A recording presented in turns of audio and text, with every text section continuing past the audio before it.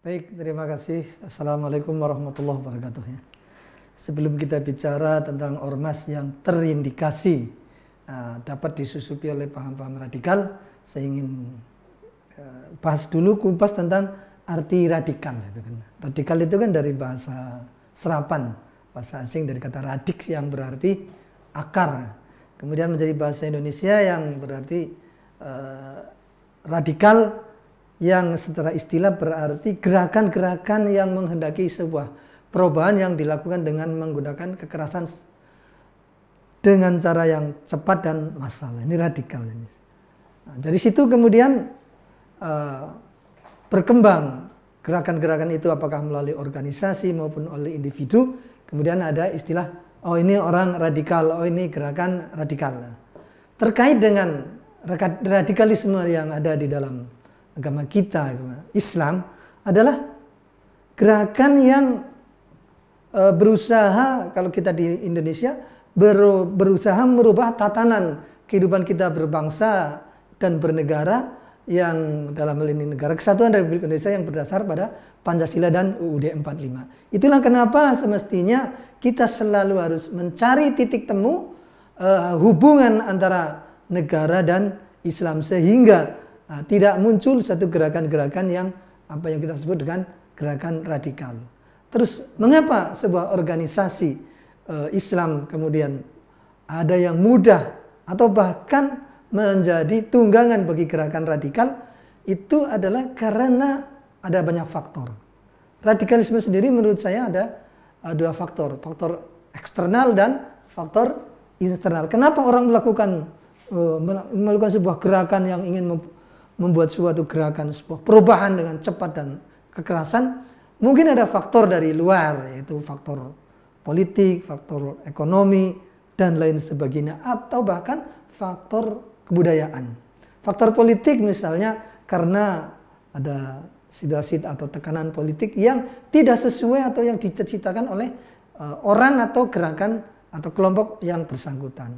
Faktor ekonomi mungkin karena himpitan ekonomi dan lain sebagainya, itu juga bisa menimbulkan sebuah reaksi daripada orang atau kelompok untuk melakukan gerakan secara radikal, karena dianggapnya gerakan yang diikuti itu akan menjanjikan sebuah kesejahteraan.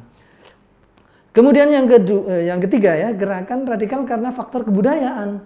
Karena apa? Karena memang di dalam internal umat Islam itu sendiri, kita mengakui atau sebuah fakta bahwa ada yang mempertentangkan antara budaya Barat dengan budaya Islam, ada yang sifatnya bukan mempertentangkan tetapi mencari titik temu, mana yang positif kita ambil, mana yang negatif kita tinggalkan. Tapi ada sebuah kelompok yang menghadapkan antara budaya Islam dan atau peradaban Islam dan peradaban Barat. Itu semua adalah gerakan sebab-sebab munculnya gerakan radikal yang bersifat eksternal. Ada lagi yang gerakan-gerakan radikal yang muncul karena faktor internal umat Islam itu sendiri.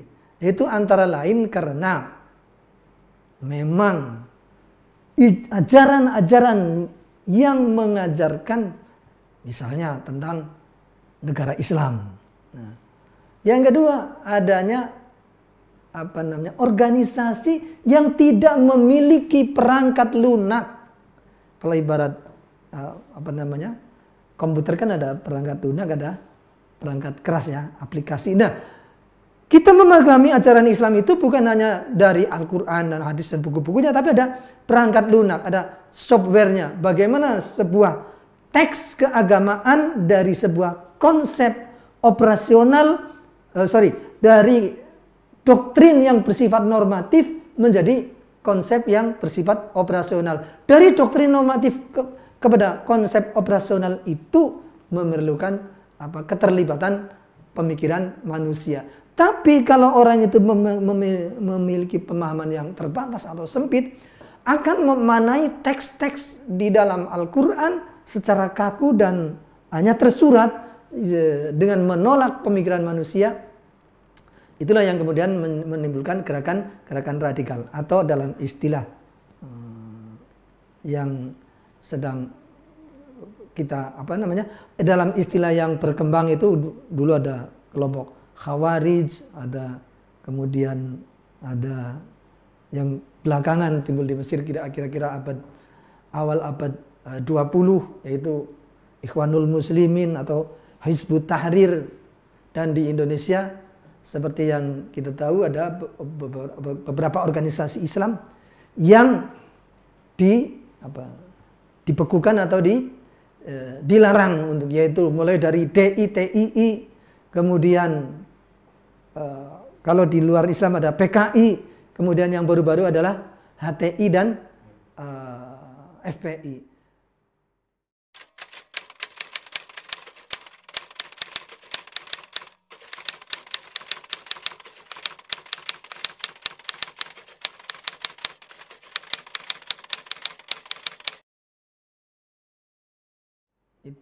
Itu tadi yang saya sebut, karena tidak memiliki perangkat lunak di dalam menerjemahkan Islam dari doktrin normatif menjadi konsep operasional.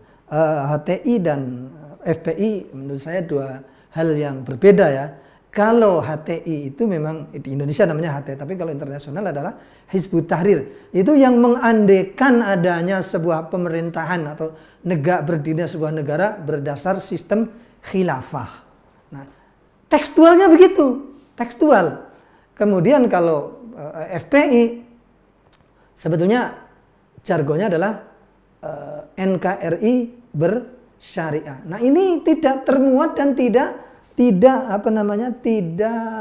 ada dalam teks undang-undang negara kita. NKRI tanpa syariah. Nah, jadi ada dua hal yang berbeda. Nah, satu yang saya ingin pertama mengupas adalah tentang Hizbut Tahrir yang ingin mendirikan khilafah. Oke, khilafah. Harap diketahui bahwa khilafah itu sendiri sebagai sebuah sistem di dalam perpolitikan Islam itu adalah hasil pemikiran manusia. Bukan merupakan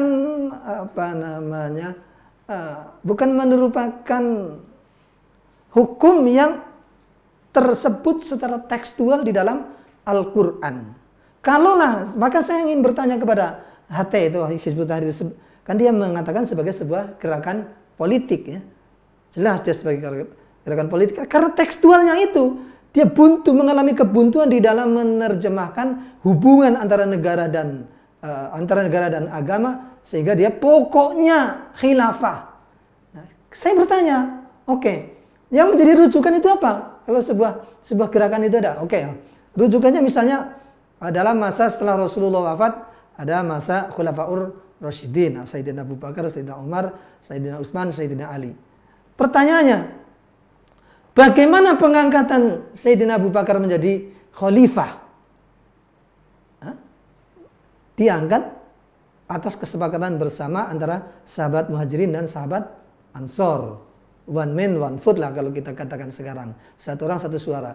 Setelah Abu Bakar wafat digantikan oleh Sayyidina Umar. Sayyidina Umar adalah merupakan pelanjut daripada Khalifah Abu Bakar. Akan tetapi pengangkatan atau proses naiknya Sayyidina Umar menjadi khalifah berbeda dengan apa yang dilakukan oleh Sayyidina Abu Bakar. Karena apa? Sayyidina Umar itu diangkat berdasarkan formatur yang terdiri dari 8 orang. Di dalamnya ada Sayyidina Umar, ada Sayyidina Ali, Sayyidina Umar, Sayyidina Utsman, dan lainnya ada 5 lainnya. Menunjuk. Nah, ini kan sudah berbeda. Antara pengangkatan Sayyidina Abu Bakar, Sayyidina Umar itu berbeda. Bagaimana mungkin sebuah khalifah diangkat dengan cara yang berbeda, kemudian itu dianggap bersumber dari Al-Quran secara tekstual. Karena itu beda. Nanti lagi pada zaman Sayyidina Utsman lagi juga formatur, kemudian zaman Sayyidina Ali juga demikian.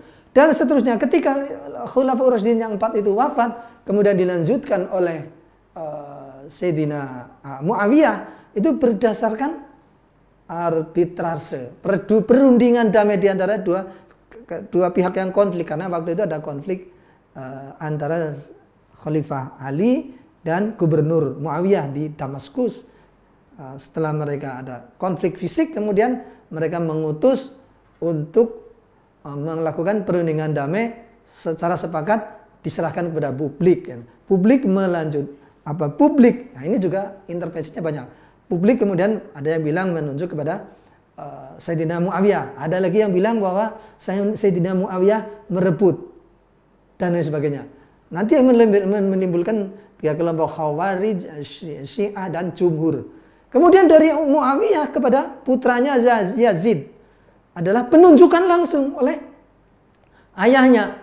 Jadi kalau kita simpulkan historis penempatan kepala negara itu memiliki cara yang berbeda. Dengan cara nubuah atau kenabian Rasulullah, kemudian dengan cara baiat dilakukan oleh Abu Bakar, kesepakatan. Kemudian ada penunjukan, kemudian ada istilah atau merebut kekuasaan. Semuanya ini pernah dilakukan dan mereka semuanya diberi gelar khalifah. Nah, dari cara yang berbeda ini saja sudah bisa menjadi alasan bagi kita bahwa itu sebetulnya bukan teks dari Rasulullah tetapi pola pikir manusia. Nah, tetapi kemudian HT mengklaim bahwa inilah cara pemerintahan yang dikehendaki oleh Rasulullah. Padahal itu bukan. Itu adalah kodifikasi hadis dan ayat Al-Quran dari penulis bukunya, kemudian diklaim bahwa itu adalah pelanjut dari ajaran Rasulullah SAW. Oleh karena itu, HT sebagai gerakan politik itu adalah sebuah gerakan politik yang nanggung. Kenapa saya bilang nanggung? Karena dia menolak menjadi partai politik resmi dengan alasan itu tidak diajarkan oleh Islam. Demokrasi dan segala perangkatnya adalah produk Barat, bukan produk Islam. Kan jadi dia gampang mau mengambil kekuasaan, tidak mau berpartai atau mau berperang. Nah, mau tidak mau akhirnya berhadapan dengan negara maupun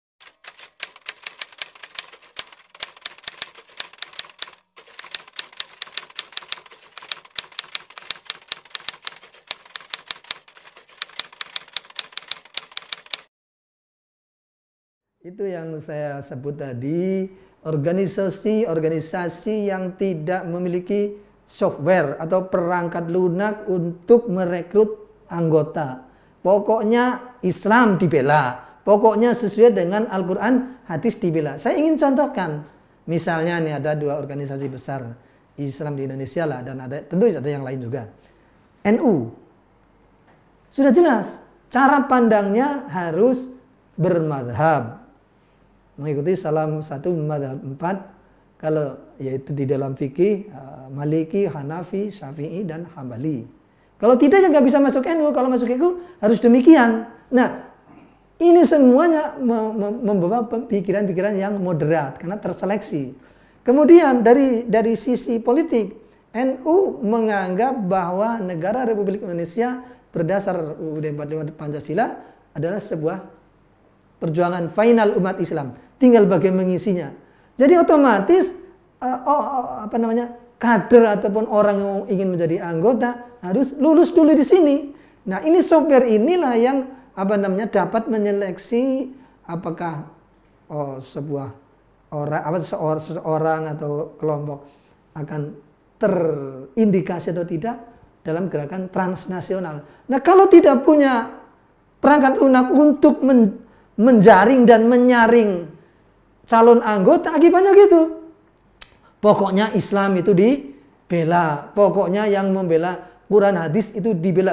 Padahal semuanya juga membawa nama Islam, membawa bendera Islam, nah akhirnya kan jadi bingung. Maka harus dipertegas. Ya kalau kita bilang Islam yang mana ini kan begitu jadinya. Nah dari situlah nanti akan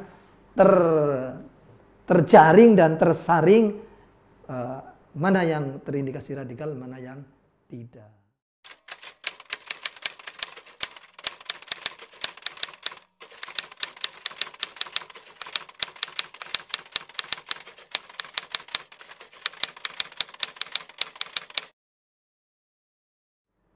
Saya sebutkan tadi kan ada sebab eksternal dan sebab internal. Kalau sebab eksternal ya penyelesaiannya melalui pendekatan eksternal. Misalnya karena terpapar gerakan radikal karena faktor ekonomi, tentu harus menggunakan pendekatan kesejahteraan. Karena faktor politik, ya harus kita memberikan penjelasan bagaimana sebuah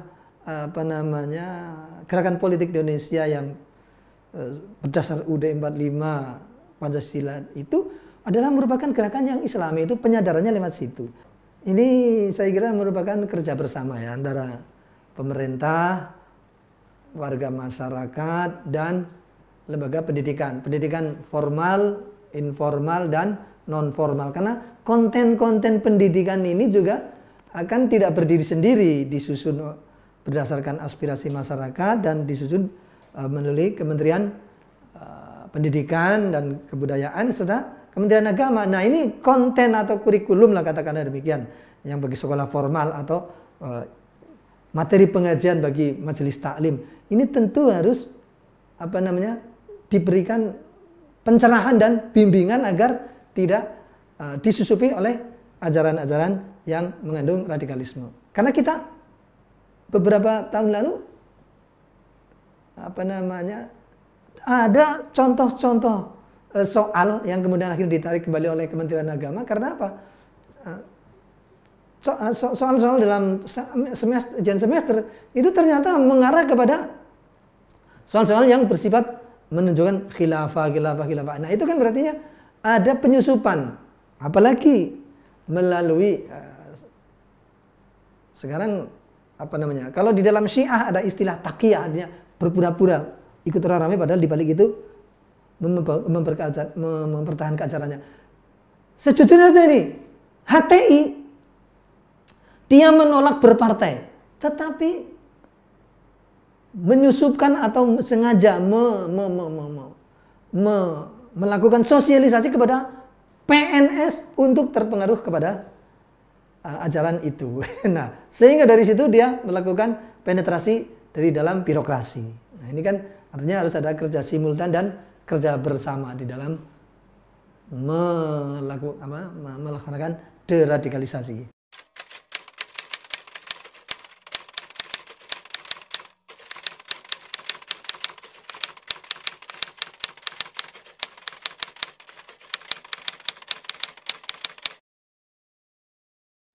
Pemerintah bisa bekerja sama dengan organisasi Islam yang memiliki legitimasi kuat sebagai organisasi yang memiliki wawasan moderat, seperti misalnya NU dan Muhammadiyah. Nah, bekerja sama ini nanti dituangkan bisa dalam bentuk agreement antara pengurus organisasi tersebut dengan kementerian teknis ya, melalui apa sih itu? Yang kita tahu melalui kan banyak cara lah ya, mulai dari pendidikan non formal, informal sampai pendidikan formal itu. Mungkin melibatkan beberapa lembaga, ada Kementerian Agama, Kementerian Pendidikan, terus Kementerian Pertahanan, Menhan ya. Kemudian ada bila perlu ada ya ada kebersamaan apa namanya itu Badan Penanggulangan Terorisme dan BNPT ya, itu kan itu bisa itu, dan itu saya kira sudah dilakukan di MUI juga. Saya tahu ada kerjasama antara BNPT dengan Badan Penanggulangan Ekstremisme dan Terorisme, karena di MUI ada lembaga yang namanya Badan Penanggulangan Ekstremisme dan Terorisme. Itu sudah ada agreement antara ketua BNPT dan ketua BPET. Jadi ini, tapi itu kan beragreement pada tingkat pelaksanaan nanti yang harus melibatkan orangnya secara massal. Saya kira itu kan sudah dibuat juga peraturan. Pesan terakhir, belajar agama secara tuntas kepada orang dan kepada orang atau lembaga yang mempunyai otoritas mengajarkan agama, bukan melalui Google atau belajar secara instan dan tidak berurutan. Itu akan menimbulkan pemahaman agama yang sumbang. Sekian.